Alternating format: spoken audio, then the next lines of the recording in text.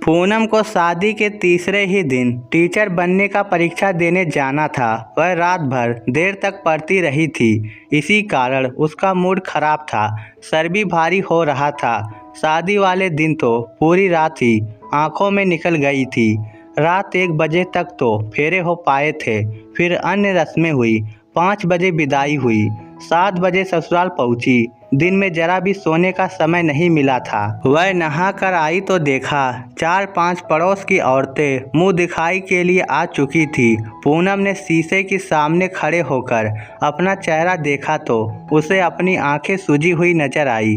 पूनम को गुस्सा आ रहा था कि मुहूर्त के चक्कर में घरवालों ने परीक्षा से 2 दिन पहले उसकी शादी कर दी थी।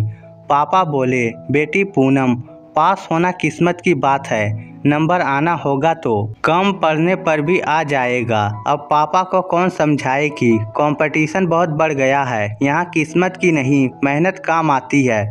वह जल्दी जल्दी साड़ी लपेटने लगी, मगर पूनम को तो साड़ी बांधनी ही नहीं आती थी।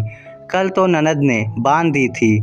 उधर बाहर बैठी औरतें आवाज़ लगाने लगी कि जल्दी से मुंह दिखा दो, फिर उन्हें घर जाकर काम भी करना है। पूनम के आंखों में आंसू आ गए। वह ननद को आवाज़ भी नहीं लगा सकती थी, क्योंकि बाहर पड़ोस की औरतें बैठी थी। 10 बजे परीक्षा के लिए निकलना था और 9:30 बज चुके थे। वह उदास होकर बेड पर बैठ गई।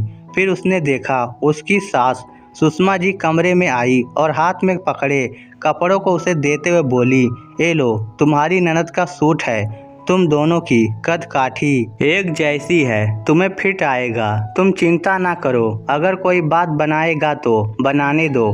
कल को मास्टरनी बन जाओगी तो सबका मुंह बंद हो जाएगा। फिर वह पूनम के सर पर हाथ फेरते हुए बोली, ये क्या चेहरा बना रखा है, मूड सही रखो बेटी, टेंशन क्यों लेती हो, मैं हूँ ना। थोड़ा सा प्यार मिलते ही पूनम की आंखों से आंसू बह निकले। वह अपनी सास के गले लगती हुई बोली, ढंग से सो नहीं पाने के कारण सर भी भारी हो रहा है माँ। सास सुषमा जी उसकी पीठ थपथपाते हुए बोली, रुक, मैं अपनी बाम लाती हूँ। उसको लगाते ही माथा एकदम हल्का हो जाएगा। तू इतनी देर में कपड़े पहन ले। सास का प्यार मिलते ही उसका आधा सर दर्द तो गायब हो गया। उसने जल्दी से सूट पहना और शीशे में देखा तो उसे लगा चेहरा खिल गया है। उसने पहली बार महसूस किया कि प्यार भी मेकअप का काम करता है। इतने में सुषमा जी आ गई। बहू पूनम को नीचे बैठाया और खुद बेड पर बैठ गई।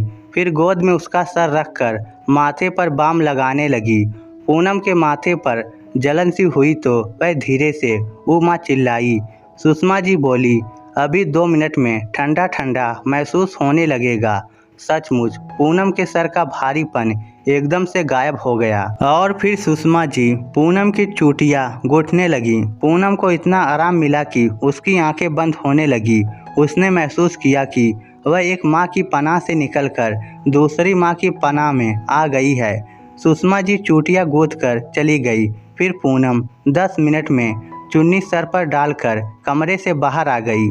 बाहर बैठी औरतों की नज़र जैसे ही पूनम के सूट पर पड़ी, एक औरत बोली, सूट वाली बहू तो हमने आज तक ना देखी थी, लो ये इच्छा भी पूरी हो गई। पूनम की सास सुषमा जी बोली, ऐसे रीति रिवाज और परंपराएं भी किस काम की जो हमारी बेटी बहुओं को आगे ही ना बढ़ने दे। फिर उन औरतों ने पूनम का मुंह देखा और उसे 100-100 रुपये दिए। पूनम ने तीनों के पैर लगते हुए उनको उनके 100-100 रुपये वापस कर दिए और फिर पूनम बाइक पर पति महेश के पीछे बैठकर परीक्षा देने चल पड़ी। महेश ने बाइक चलाते हुए पूनम से पूछा, बताओ तुम्हें हमारे घर में सबसे अच्छा क्या लगा, घर का लुक या बाहर का लॉन या हमारा कमरा। पूनम मुस्कुराते हुए बोली, माँ, मुझे आपके घर में सबसे अच्छी आपकी माँ लगी। इस स्टोरी को लेकर आपकी क्या राय है, नीचे कमेंट करके हमें ज़रूर बताइएगा। धन्यवाद।